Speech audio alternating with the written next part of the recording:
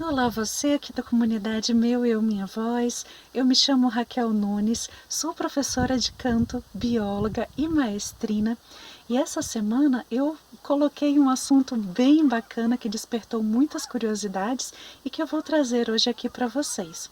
As diferenças culturais, estilísticas e técnicas entre o crooning e o aboio sertanejo.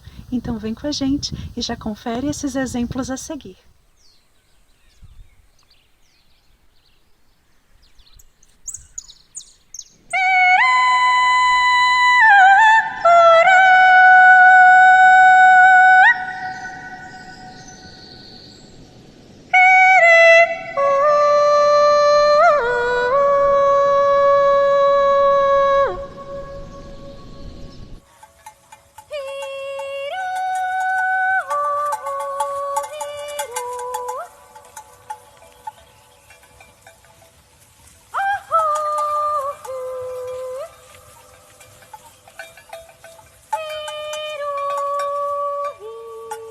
Tem que ser um bom vaqueiro pra dar arreio a cavalo, na ladeira dá embalo, correr dentro do espinheiro, encerra em tabuleiro, num cavalo a galopar. Vocês acabaram de acompanhar a artista Jona Ginton no crooning e a Missa do Vaqueiro, então mostrando aí pra gente um aboio sertanejo. Esses cantos, estilisticamente assim tão diferentes, mas eles têm a mesma finalidade, né? Tem um propósito aí de arrebanhar, né, e de acostumar o gado, né, de fazer um jeito gentil, né, de voltar para casa.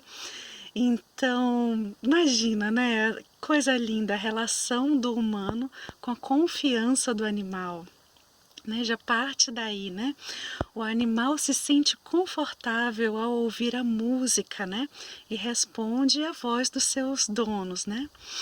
E a gente vai poder notar muitas coisas bem legais. Então, primeiro, quanto à origem, né? A origem do crooning já é uma origem sueca que foi se espalhando aí pelos países escandinavos vizinhos, porque realmente foram notando que era muito mais fácil de arrebanhar o gado dessa forma, né? Só que observem o que basicamente no crooning a moça tá chamando o gado bem assim distante dela, né? E sem nenhuma amplificação.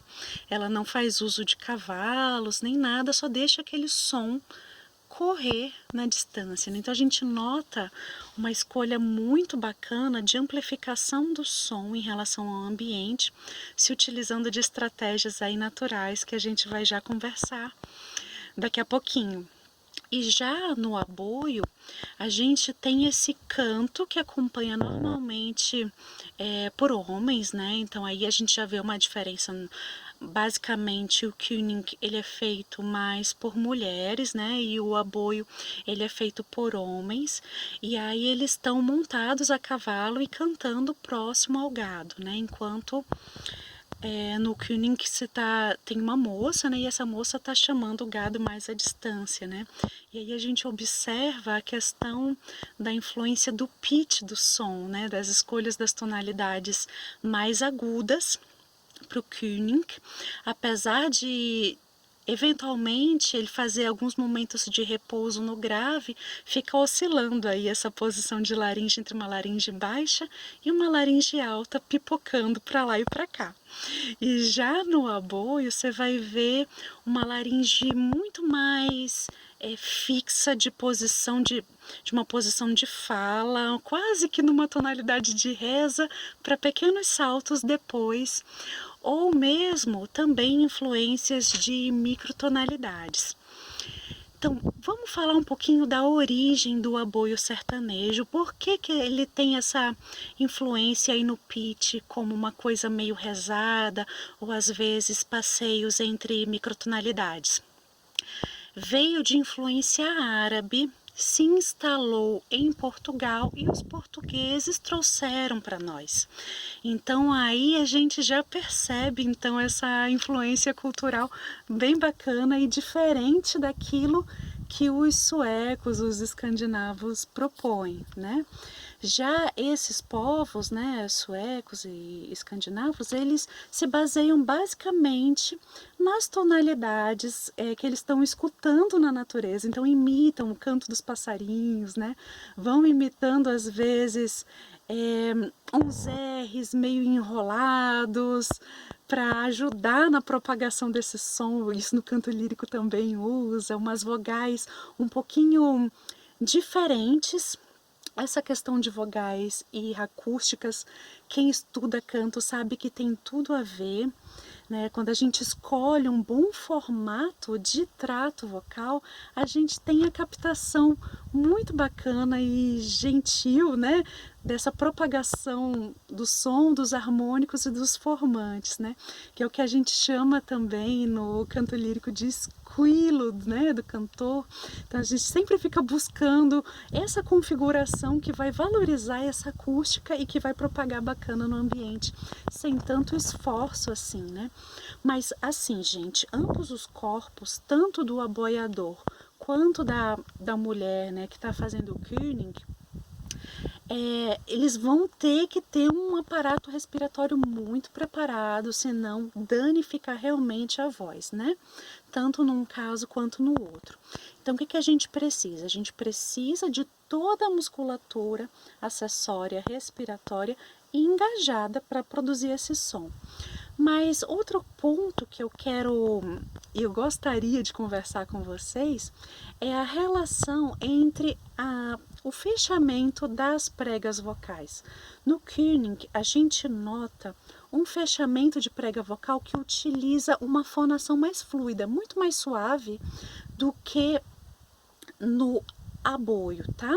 E assim, além da coisa da preferência do pitch também, isso influencia na ressonância, porque assim, no König a gente vai ver uma ressonância predominantemente de cabeça, né? Para valorizar esses harmônicos mais agudos, e já o aboiador, ele vai querer levar essa ressonância de peito até o mais alto que ele conseguir. Nem sempre isso é uma escolha tão fácil de ser sustentada pelo corpo a longo prazo. E isso acontece muito na nossa música popular. Agora, outra coisa que eu gostaria de evidenciar aqui com vocês é a escolha da energia também que os cantores aplicam para os estilos, né? A gente percebe o König nessa energia muito amorosa, de cuidado com o gado, né? Um tiroleio, um iodeuzinho que vem e basicamente escolhido em vogais, né? Eles utilizam muito aquelas vogais modificadas que a gente percebe, por exemplo, também no francês, no alemão, como I, E, né? E aí essas vogais já trazem um pouquinho de nasalidade, uma configuração de uma língua um pouquinho mais alta, né? Mas a laringe está ali apta à flexibilidade e à mobilidade, tá? E já no aboio a gente percebe a alternância entre vogais fechadas, como O, E, tudo também utilizando mais ressonância de peito, mas é uma configuração que tende a ir para as vogais abertas, tá?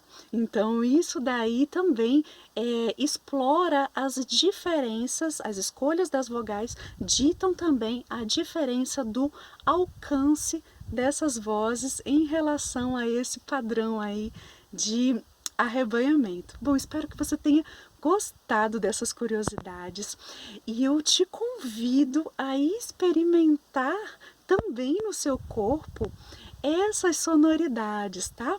A gente pode entrar num passo a passo que é muito lindo para você ir conseguindo entender essas questões entre energia, fonação, colocação de fisiologia, de aspectos aí biomecânicos que influenciam as sonoridades nos próximos vídeos. Já se inscreve, curte, salva e compartilha. Um grande abraço e ótima semana!